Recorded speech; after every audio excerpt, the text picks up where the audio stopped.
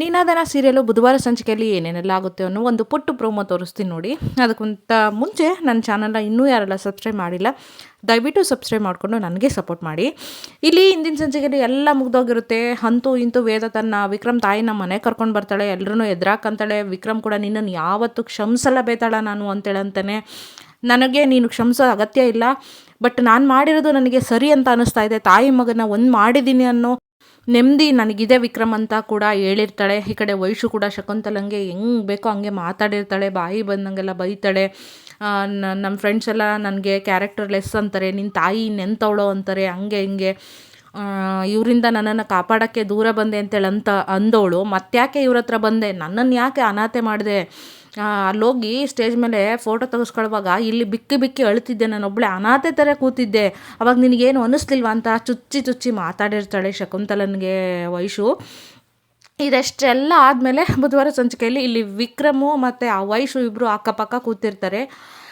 ಅಲ್ಲ ಅಣ್ಣ, ಇಷ್ಟೊಂದು ಸಲ ನನ್ನನ್ನು ನೀನು ಭೇಟಿ ಆಗ್ತಾ ಇದ್ದೆ, ಸಿಕ್ಕಿದಾಗೆಲ್ಲ ತಂಗಿ ತಂಗಿ ತಂಗಿ ಅಂತೇಳಿ ಅಂತ ಇದ್ದೆ, ಎಲ್ಲ ಸತ್ಯ ನಿನಗೆ ಗೊತ್ತಿದ್ರು ಒಂದು ಸಲಿನೂ ನನಗೆ ನೀನು ಹೇಳಲಿಲ್ಲಲ್ಲಣ್ಣ, ನನಗೆ ಅದಕ್ಕೆ ನಿನ್ನ ಮೇಲೆ ಬೇಜಾರು.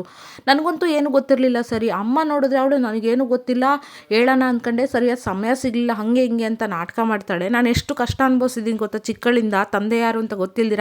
ಅದೆಲ್ಲ ಸತ್ಯ ನಿನಗೆ ಗೊತ್ತಿತ್ತು ತಾನೆ, ಅಟ್ಲೀಸ್ಟ್ ನೀನಾದರೂ ಹೇಳ್ಬೋದಾಗಿತ್ತು ತಾನೆ ಅಂಥೇಳಿ ವೇದಾತ್ಗೆ ಕೂಡ ಹೇಳಲಿಲ್ಲ.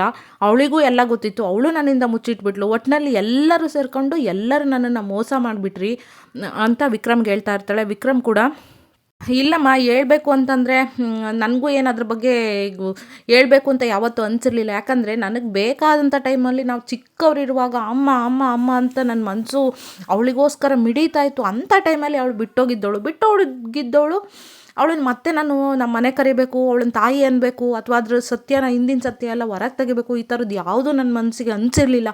ಅದಕ್ಕೆ ನಾನು ಏನೂ ಮಾತಾಡಿರಲಿಲ್ಲ. ನನಗೆ ಗೊತ್ತಿತ್ತು ಅವಳೇ ನನ್ನ ತಾಯಿ ಅನ್ನೋದು ಕೂಡ. ನನ್ನ ಮನಸ್ಸಲ್ಲೇ ಕಲ್ಲಾಗ್ಬಿಟ್ಟಿತ್ತು. ಯಾವಾಗ ಚಿಕ್ಕವನಿದ್ದಾಗಲೇ ವಿಕ್ರಮ್ ನನ್ನನ್ನು ಬಿಟ್ಟೋದ್ಲು ಅವಳು, ಆವಾಗಲೇ ನನಗೆ ಮನಸ್ಸು ಕಲ್ಲಾಗ್ಬಿಟ್ಟಿತ್ತು ಅಂಥೇಳಿ ಅಂತಾನೆ. ಒಟ್ಟಿನಲ್ಲಿ ಅಣ್ಣ, ನಿಂದ ಜೀವನ ಹೆಂಗೋ ಹಂಗೆ ನನ್ನ ಜೀವನವೂ ಆಯಿತು. ಯಾವ ಬಳ್ಳಿ ಮರದ ಸಹಾಯ ಇಲ್ಲದೆ ಯಾವ ಬಳ್ಳಿ ಬೆಳೆಯುತ್ತೋ ಅಂತಹ ಬಳ್ಳಿ ಕರೆಕ್ಟಾಗಿ ಬೆಳೆಯಲ್ಲ ಅಣ್ಣ. ಹಂಗೆ ನಿನ್ನ ಜೀವನವೂ ಆಯಿತು. ತಾಯಿ ಇಲ್ದಿರ ನೀನು ರೌಡಿ ಅನ್ನಿಸ್ಕೊಂಬಿಟ್ಟೆ ಎಲ್ಲರ ಹತ್ರನೂ.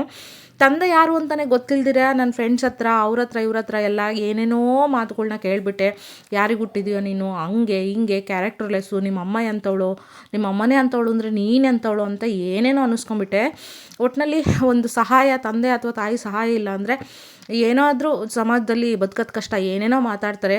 ಎಲ್ಲರಿಂದ ನನಗೆ ನಿನಗೆ ಇಬ್ಬರಿಗೆ ಸಖತ್ ಮೋಸ ಆಗಿಬಿಡ್ತು ಅಲ್ವೇನಣ್ಣ ಅಂತೇಳಿ ಮಾತಾಡ್ತಾ ಇರ್ತಾಳೆ ವೈಶು. ವಿಕ್ರಮ್ ಕೂಡ ಅಲ್ಲೇ ಕೂತಿರ್ತಾನೆ. ಇದಿಷ್ಟು ನೋಡಿ ಮಂಗಳವಾರ ಸಂಚಿಕೆಯ ಪ್ರೋಮೋ. ನೋಡೋಣ ಇನ್ನೂ ಏನೇನು ಮಾತಾಡ್ತಾರೆ, ಏನೇನೆಲ್ಲ ಆಗುತ್ತೆ ಅಂತ. ದಯವಿಟ್ಟು ಚಾನಲ್ನ ಸಬ್ಸ್ಕ್ರೈಬ್ ಮಾಡ್ಕೊಂಡು ವಿಡಿಯೋ ನೋಡಿ. ನಿಮ್ಮ ಫ್ರೆಂಡ್ಸ್ ಆ್ಯಂಡ್ ಫ್ಯಾಮಿಲಿಗೆ ಕೂಡ ನನ್ನ ಚಾನಲ್ ಲಿಂಕ್ನ ಶೇರ್ ಮಾಡಿ. Thank you so much and bye ಎಲ್ರಿಗೂ.